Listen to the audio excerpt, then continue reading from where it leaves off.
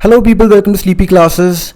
Let me present before you a new initiative Back to Basics. So इस video initiative के through हर रोज़ 2 o'clock हम discuss करेंगे एक trivial basic topic जो कि यूजुअली प्रेपरेशन के टाइम पर हम एक न्यूज़ में ना आने की वजह से या for what ever reason ignore कर देते हैं, बट इन टॉपिक्स में से जब क्वेश्चन आता है तो the question being very simple हम उसको भी हैंडल नहीं कर पाते क्योंकि हमने उसको जो बनता टाइम है वो नहीं दिया उस टाइम पे, है ना। तो that is why so back to basic series के थ्रू हम उन टॉपिक्स के ऊपर नज़र डालेंगे जो फ्रीक्वेंटली न्यूज़ में नहीं आ रहे लेकिन इम्पॉर्टेंट है क्योंकि हमारे कोर जो आप बोल सकते हैं स्टडी मटेरियल है उसका पार्ट है वो, ठीक है। सो आज हम स्टार्ट करते हैं इंटरनेशनल रिलेशन से रिलेटेड जो टॉपिक्स हैं उनके बारे में। तो सबसे पहले हम साउथ एशियन रीजनल ऑर्गेनाइजेशंस को एक एक करके डिस्कस करेंगे। आज हम स्टार्ट करते हैं सार्क के साथ। So SAARC is South Asian Association for Regional Cooperation and हम अगर इसका ओवरव्यू लें सो 1985 में 7 South Asian countries they got together and उन्होंने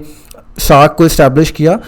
उसके बाद 2007 में Afghanistan became the 8th country to join SAARC. तो सभी की सभी साउथ एशियन कंट्रीज़ हैं सार्क में, ये ध्यान देने वाली बात है। एंड कहाँ पर फाउंड हुआ था? It was founded in Dhaka, Bangladesh, but जो इसका सेक्रेटेरिएट है वो काठमांडू में है, Kathmandu Nepal, and the secretariat was established in 1987, ठीक है जी।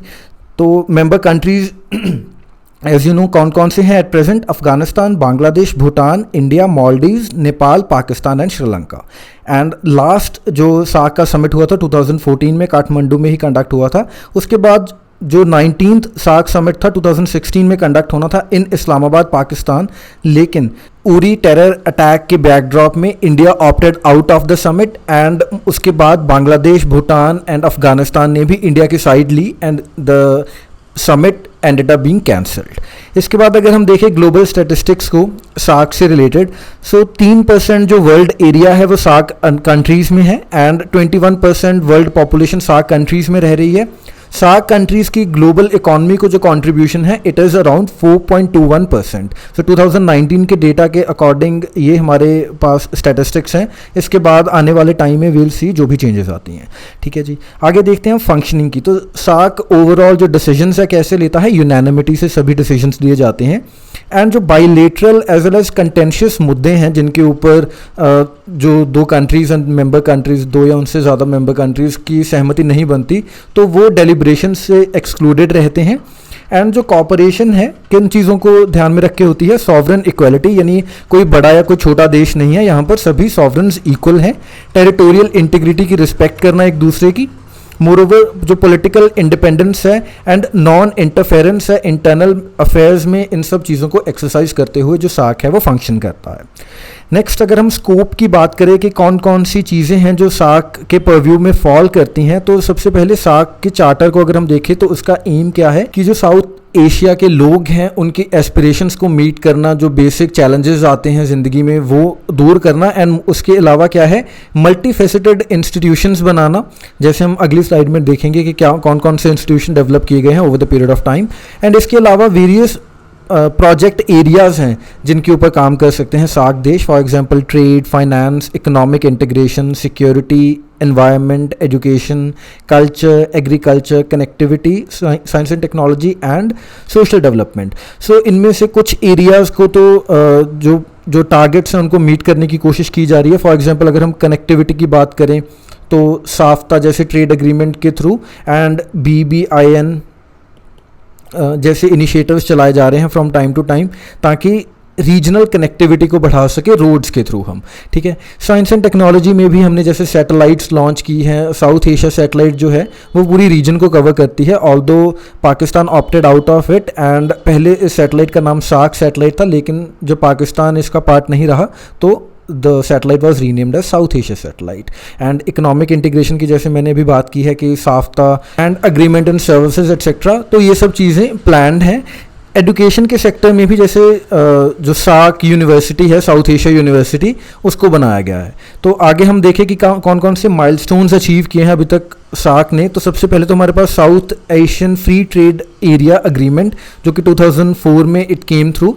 इसके तहत क्या करना था, हमने ज़ीरो कस्टम ड्यूटी अचीव करनी थी in the whole South Asian region, and धीरे धीरे जो सभी ड्यूटीज़ हैं उनको फेज्ड मैनर में एलिमिनेट करना था। लेकिन अब सार्क में दिक्कतें क्या हैं कि पाकिस्तान और इंडिया की टेंशन्स के चलते हुए जो सार्क के वेरियस प्रोजेक्ट्स हैं they are not able to come true.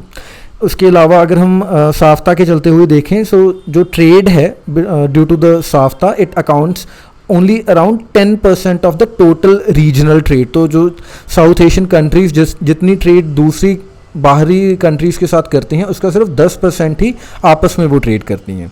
तो यहाँ पर काफ़ी ज़्यादा लेक्यूना है।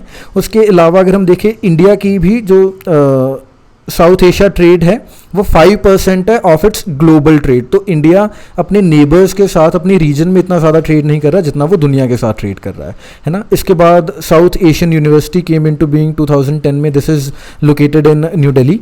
उसके बाद हमारे पास SAARC agreement on trade and services है जो ट्रेड लिबरलाइजेशन से कंसर्न रखता है। एंड उसके बाद हमारे पास सार्क मोटर व्हीकल अग्रीमेंट है, so which is related with the connectivity of the region, है ना। तो हमने पहले जैसे BBIN इसका सब पार्ट ही है। उसके बाद सार्क रेलवेज अग्रीमेंट भी एंडोर्स किया 2014 में।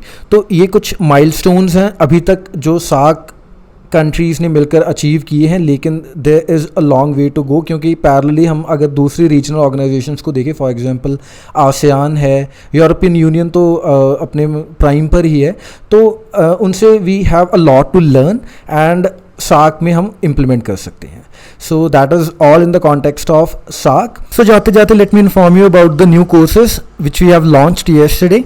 अगर आप UPSC का 2021 अटैम्प्ट देना चाहते हैं तो आपके लिए हमने जो PCM कोर्स है वो लॉन्च कर दिया है। तो आप हमारी वेबसाइट पे जाके टारगेट 2021 टैब में जाकर जो पूरे कोर्सेज हैं whichever we are offering, आप वहाँ से पूरी लिस्ट देख सकते हैं। They are provided with the price and all, ठीक है। इसके अलावा जो sociology optional as you know we are continuing with the same, and उसके बाद PSIR ऑप्शनल भी इंट्रोड्यूस किया हमने इस बार। तो आप इस ऑप्शनल का भी जो कोर्स है वो परचेज कर सकते हैं sleepyclasses.com पे जाकर। मोरओवर SA का कोर्स जो है वो भी अवेलेबल है। तो इन सभी कोर्सेज का अगर आप कॉम्बो लेना चाहते हैं या फिर इंडिविजुअली कोई कोर्स लेना चाहते हैं तो वो सभी जो चीज़ें हैं वो अवेलेबल हैं। मोरओवर अगर आप 2020 ही अटैम्प्ट दे रहे हैं तो आपके लिए हमने एक नया इनिशिएटिव स्टार्ट किया है wherein we are discussing and maybe making you practice mains के क्वेश्चंस। तो ये जो मेंस का कोर्स है वो भी आपके लिए अवेलेबल है अगर आप 2020 का अटैम्प्ट दे रहे हैं। तो देयर इज़ अ डिस्टिंक्शन, 2021 के लिए यहाँ पर कोर्सेज हैं एंड 2020 के कोर्सेज अलग से वहाँ पर प्रोवाइडेड हैं। तो अगर ज़्यादा डिटेल में आप लोग को इन सब चीज़ों को जानना है तो I will provide you the video links, तो आप वहाँ पे क्लिक करके you can learn more about these. So that is all, thank you for watching.